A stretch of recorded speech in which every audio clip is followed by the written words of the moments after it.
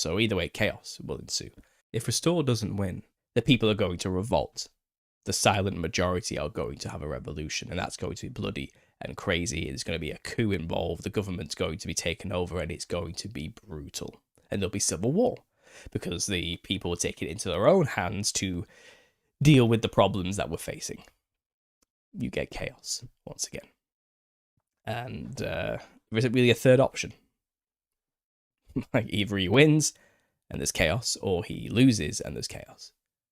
The British people are going to be unrestrained one way or the other. You know, and I think we're going to see pockets and copies of the same thing happening all throughout Europe while we're at it, not just the UK. You're going to see the same thing happening everywhere, because it's like a all or nothing point in time. It's a singularity point where things must be done now or else there's no going back type of situation. And again, I think all of this was facilitated to get to this point because they want the chaos, because they plan to initiate some kind of order from this chaos. That's how they operate. That's how the real hidden hands of this world operate. They create the chaos and they establish the order from it afterwards.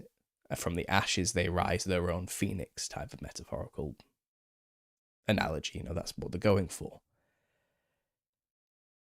And I feel like this Hemery event has lit the powder keg. I think the media has laid bare and given the public everything they need to get sufficiently angry enough, the blood to boil.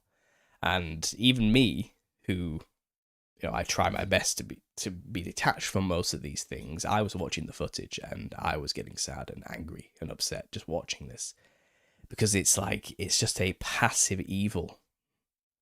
It's like the police were just not even thinking about what they were doing. They weren't even listening to a word he said. He just died quietly as they listened to the murderer talk about how he's the victim, you know. And you cannot watch that and not feel like something drastic must be done to change this. And I think that's exactly what they were going for. I can't see it any other way, you know. And we're going to start seeing fallout from this. We are, and it's being heard across the world, the Western world as well. It's obviously outside of the UK. This is not in a vacuum. This is, the Anglosphere will hear about this. Okay, and this is going to be a rallying cry for whatever comes next. He is going to become a martyr for whatever movement comes out of this. Whether the parents even want that or not, it doesn't matter. Hemery's going to become a symbol, whether he intended for that to happen or not to happen.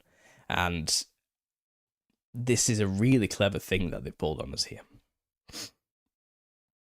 because it's forcing the people's hands. Like, we have to do something, because we can't sit on our hands and do nothing. Do you understand? But by the very act of doing something, which will inevitably be framed by the media as something akin to a Nazi fascist uprising or something like this, and it'll be used to foment civil war within our country one way or the other, whichever way it goes. We may never even get to a voting time. And Rupert Lowe and Reform types, they could easily just be, look, I don't know this.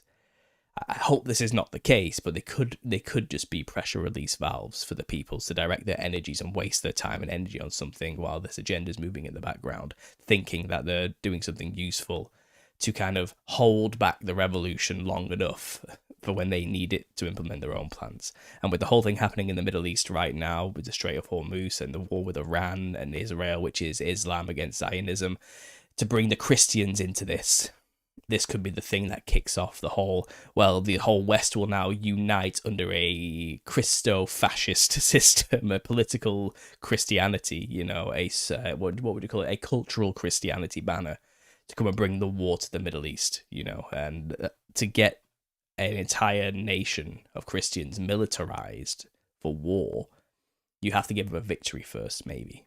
Something to get them to come together as one and let's go take the fight to them type of attitude. You know,